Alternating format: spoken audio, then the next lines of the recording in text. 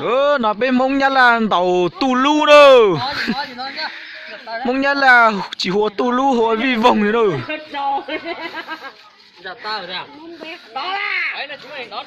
Đó, đó trốn đó.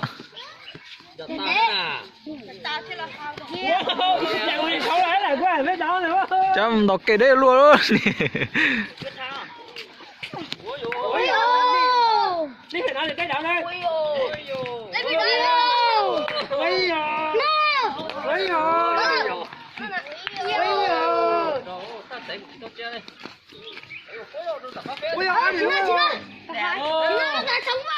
Trời mà cha gì kìa, không không đánh vào, tấn tộc. Sao? Ôi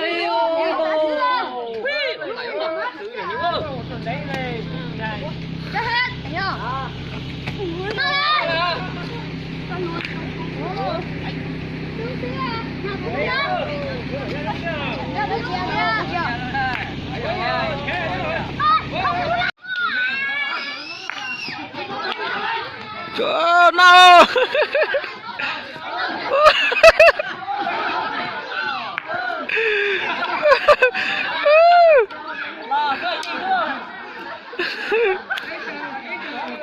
Bọn này lũ nhỏ khó trò à, ó lũ dữ à.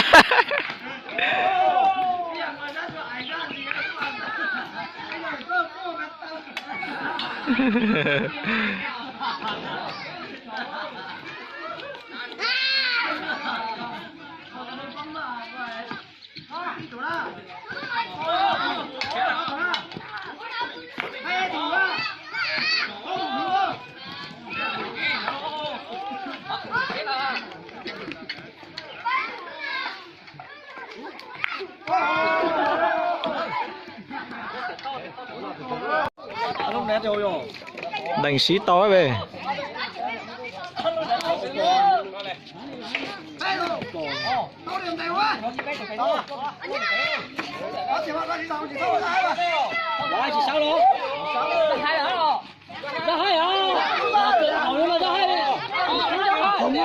Gà dê gà dê hay là như thế.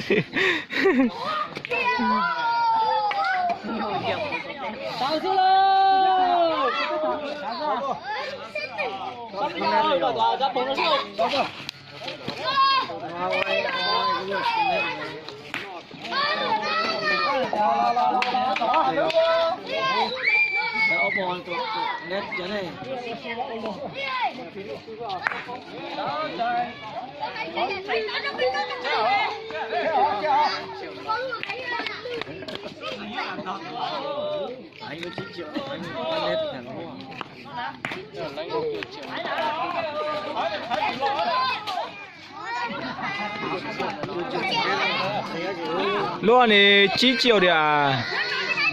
9 triệu đấy nó của ít nhân xí to mình chỉ hết đã công hả? Em cũng chiều à? Thế lại lúa mặn chiều. Trong chiều đây là chỗ đi km. Dạ, chỉ có chỉ tôi để cứ phải này một tí trong lúa máy mà không bán gì nào. Hả? Mà đây là dùng chích quạt đó. Bây giờ bây giờ cái giờ nó trú rồi là cho cả tiền chưa? Quạt nó cháy rồi. Đúng là trâu rồi. Đúng là trâu à, xé cả tiền đó cả tiền.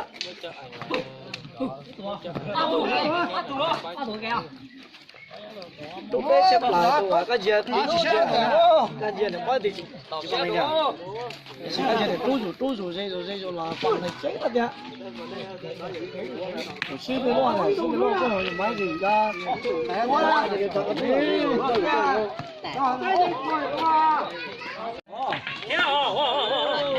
kia. Sao? Sao mà làm này gần tối ạ? Ngồi thấy cái nhá.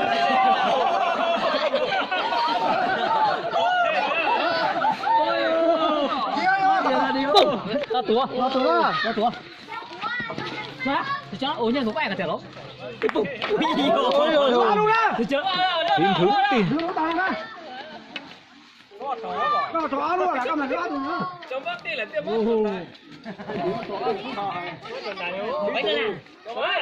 Chúa từ từ ơi.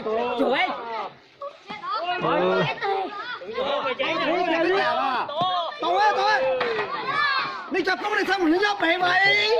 Quay phụ Nó tí đi giờ. cho cả luôn thì cái trò Con gió đừng luôn đó. Chiến đấu á. Tối à tê à chả thầu lỡ khá thì chả.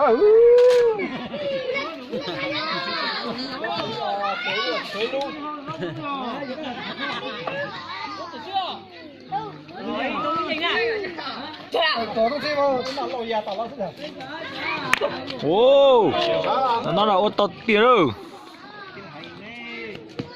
ô ôi Đây rồi đó, đâu nào. mai sao lại nha này mà kia đeo Nó đá nhá. Cho tụi tao. Chưa tổ, chưa ở chưa chưa. Bây giờ chưa, nó cho tổ chưa rồi nè. Có chạy nó đá đi mà.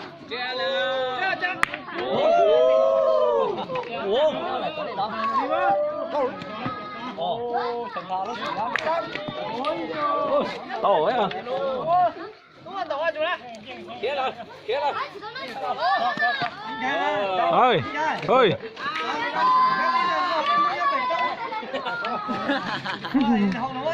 vô vào đi à Kia rồi. Nó này. Vai chú chú.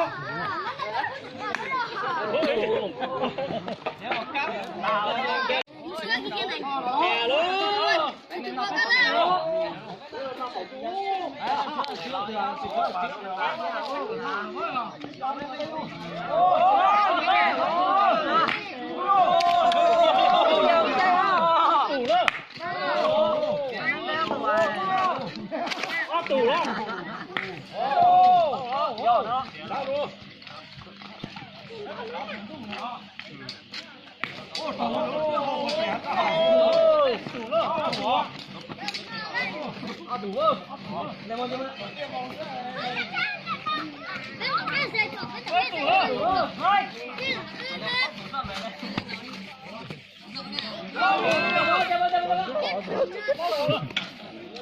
Ôi chỗ này là có thủ ra.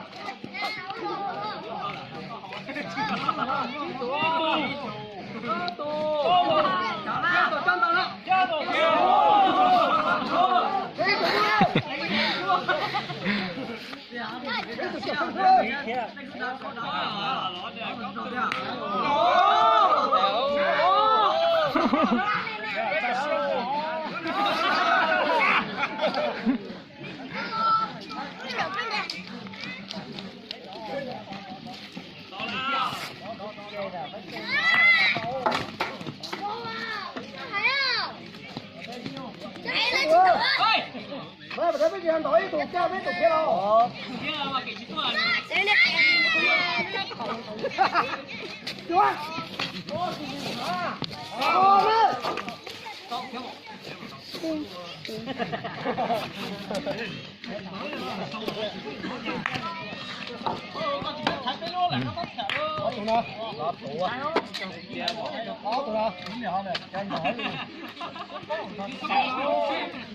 Tối tê tụi chỉ cắn đá là với tê cổ.